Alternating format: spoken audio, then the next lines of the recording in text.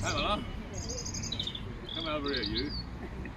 She's always hiding in the background, this one. I'm not surprised if you talk to her like that.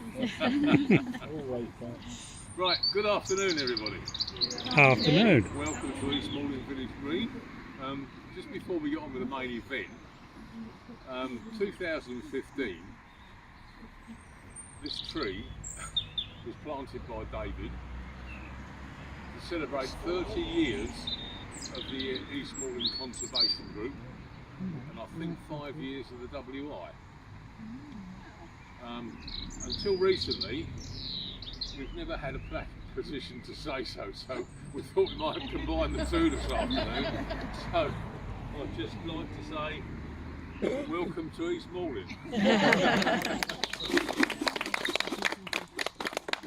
It seems an awful long time ago that when we did this, and we had the plaque in store for quite a while, but just never got round to doing it. The really sad thing is that was 2015, Francois? Yeah.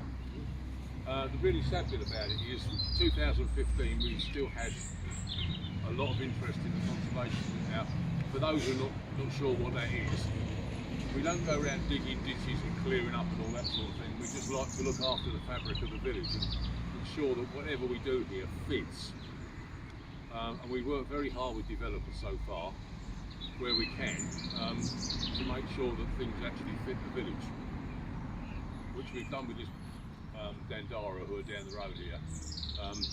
We had a lot of input into their designs. We've named all the streets there. They wanted to call all the streets after apples, varieties.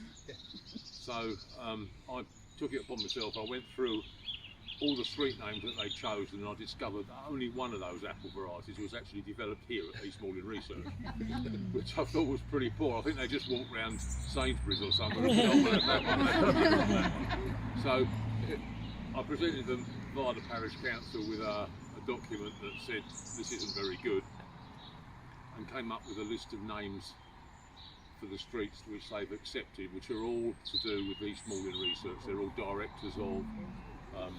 We did leave one apple in, which is called Jupiter, which was actually developed here. But the rest of it we've named after directors of the research and a few other people that are important to the research centre. Apart from the main road through the middle, which some of you may know, the original road through to Larkfield went right through here, from the corner of the village here, right through to Larkfield, and we from maps we found, we think it came out between what is now Simon Miller's and the little shop next door to it. And in 1675, the residents of Bradbourne House asked if they could move the road, and they had to ask for the King's permission, which was Charles II at the time, and he said yes, you can do it, provided you build me a new road. So hence this is now a new road. So a bit more research, we found the old road actually went right through the middle of this estate. Sorry, I mustn't call it a development that they built down the road here. So we decided to try and label that road the old road, and they've accepted that. So that's going to be the old road. They wanted to move it because they were fed up with the traffic noise on the road, as we all indeed are now. But there's not a lot we can do about that. So the old road now runs through the middle of this development, and Conservation Group has something to do with that. The really sad thing is we had a meeting last week, and we think we're going to hold an extraordinary general meeting in June. I think it's June the 8th in the hall there, to seek permission of the members of the conservation group to disband it, because we have very little interest in it now.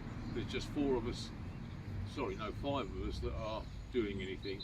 Nobody else seems to be interested, so we think we may have to disband, which is pretty sad really. 37 years in, that's the way of life. So anyway, there we are. Do you want to say anything, David, about this? No, I think you've come down just to thank Francois Golden for all his help in getting this tree here, and